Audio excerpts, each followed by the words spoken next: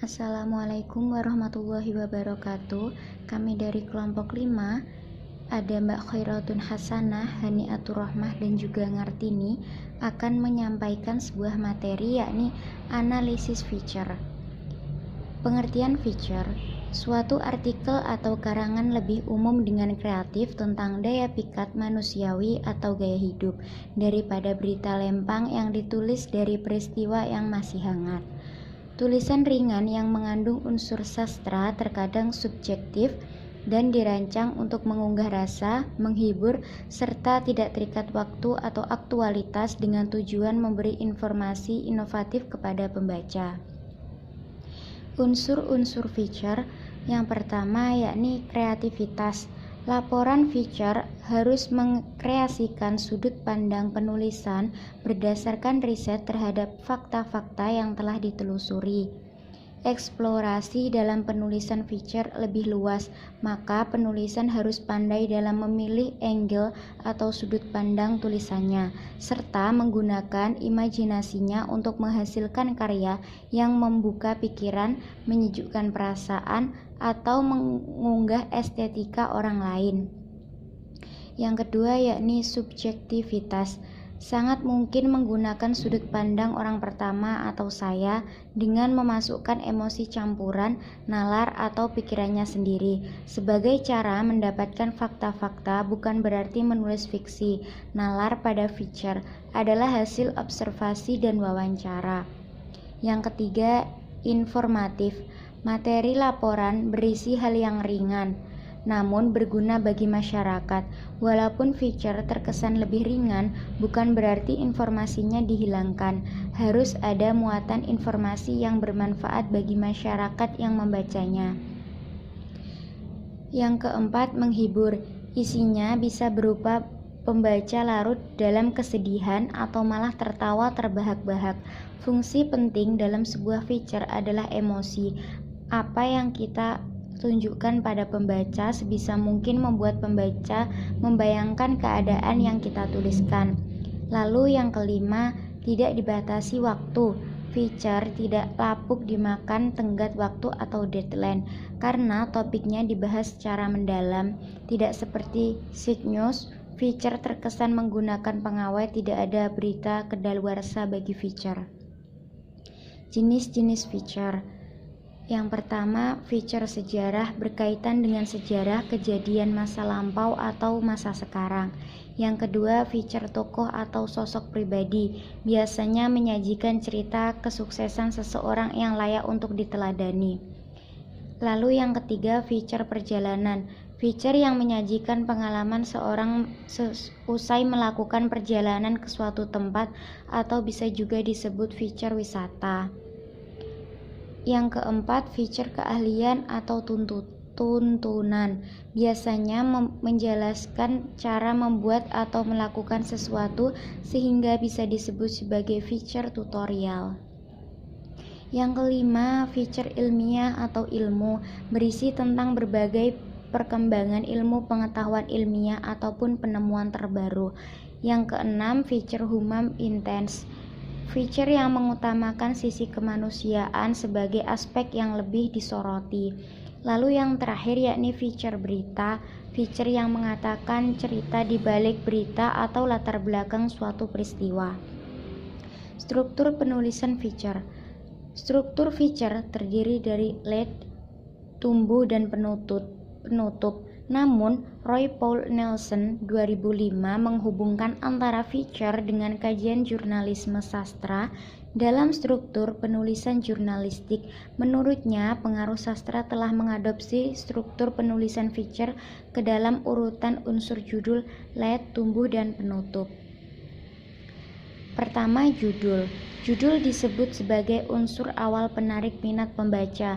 Pembaca yang penasaran ketika membaca judul yang aneh akan mencoba untuk melalui membaca bagian lead-nya. Dalam feature, judul bukan berupa sebuah ringkasan tulisan, namun biasanya dalam sebuah judul memikat unsur 5W plus 1H. Selain itu, kepentingan judul di dalam feature hanya sebagai pengunggah pembaca dan menarik atensi pembaca. Yang kedua, lead atau teras feature. Dalam menulis feature, lead dijadikan sebagai sebuah standar bagi penulisan berita dan feature. Lead dibuat untuk menarik perhatian pembaca agar pembaca mengetahui tentang pemaparan kisah yang disampaikan. Adapun beberapa jenis lead diantaranya: 1. Lead ringkasan. Lead ini memiliki persamaan dengan lead yang dipakai dalam penulisan berita keras. Dalam lead ini yang ditulis hanya inti ceritanya dan kemudian terserah pembaca apakah masih cukup berniat untuk mengikuti kelanjutannya atau tidak. Yang kedua, lead yang bercerita. Lead ini digemari oleh penulis fiksi, novel, atau cerita pendek dan menarik pembaca untuk membenarkan tekniknya, yaitu menciptakan satu suasana dan membiarkan pembaca menjadi tokoh utama. Selanjutnya ada lead deskriptif. Lead deskriptif dapat menciptakan gambaran dalam pikiran pembaca tentang suatu tokoh atau tempat kejadian. Lead ini cocok untuk digunakan dalam penulisan profil pribadi. Lead deskriptif menerapkan pembaca beberapa meter di luarnya. Selanjutnya, lead kutipan. Kutipan yang dalam dan ringkas dapat membuat lead menjadi menarik, terutama bila yang dikutip yaitu orang yang terkenal. Kutipan biasanya harus memusatkan diri pada cerita berikutnya. Body. Setelah tahu bagaimana lead yang baik dan feature, tiba saatnya berkisah menulis batang tubuh atau isi. Yang pertama diperhatikan adalah fokus cerita, jangan sampai menyimpang. Buatlah kronologis, beruntut dengan kalimat sederhana dan pendek-pendek. Sebuah deskripsi baik untuk suasana maupun orang atau profil mutlak untuk pemanis sebuah feature. Berikut beberapa syarat untuk membuat body yang baik, diantaranya: 1. Merupakan satu kesatuan yang saling berhubungan. Judul, pembukaan, isi, dan penutup harus merupakan kesatuan yang tidak dapat terpisahkan. Oleh karena itu, hubungan antara anline atau paragraf harus mengalir secara sistematis dan tidak dapat dipenggal-penggal. 2. Adanya penekanan.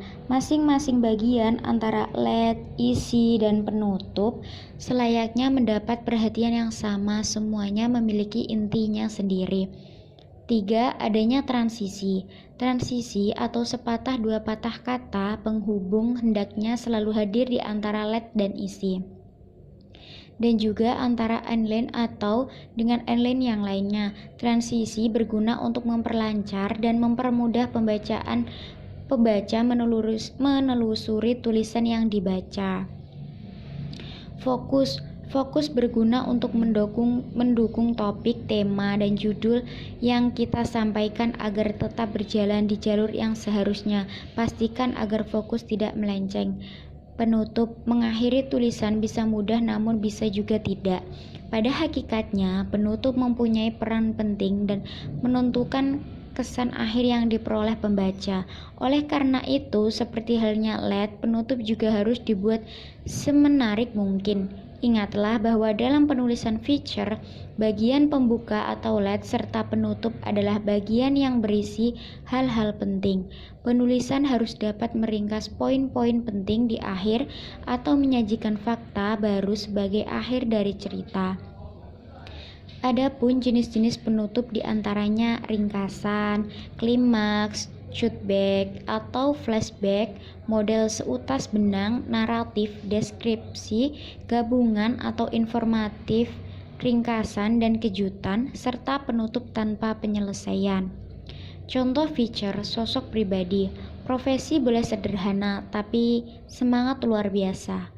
Tukang parkir, profesi yang hanya dipandang rendah oleh sebagian orang, namun tidak banyak orang mengira bahwa menjadi seorang tukang parkir adalah pekerjaan yang mulia.